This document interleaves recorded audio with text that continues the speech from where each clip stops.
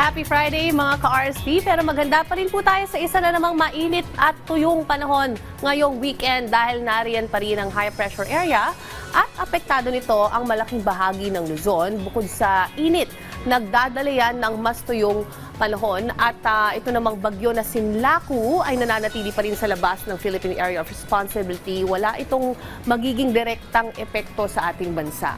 Ayon naman sa Pag-asa, as of April 16, ang pinakamataas na naitalang heat index sa bansa ay sa Virac, Catanduanes. Umabot yan sa 47 degrees Celsius noong April 1.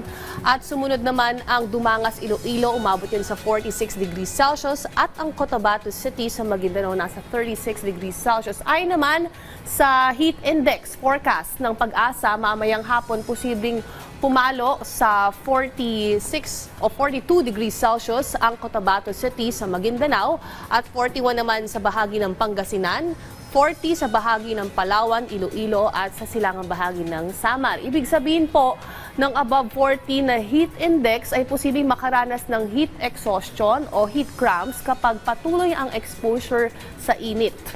Dito naman po sa Metro Manila, mamaya halos nasa 37 degrees Celsius o 37 degrees ang aabutin ng Pasay City. At sa Quezon City naman, maaring umabot sa 37 degrees Celsius ang heat index o ang sa mga nagtatanong nga tungkol sa ibig sabihin ng heat index, ito po ang komputasyon ng real feel ng init ng aktual na temperatura sa kapaligiran o yung init na temperatura na ramdam ng tao. Karaniwang mas mataas ito sa actual temperature sa kapaligiran. Kaya paalala po muli, para maiwasan ng heat exhaustion o heat stroke, magbaon po tayo ng panangga sa araw at kung maaari ay iwasan ang paglabas sa tanghali at sa hapon. Sa mga lalabas naman this weekend, narito na po ang ating beach weather forecast sa ilang mga destinasyon sa bansa.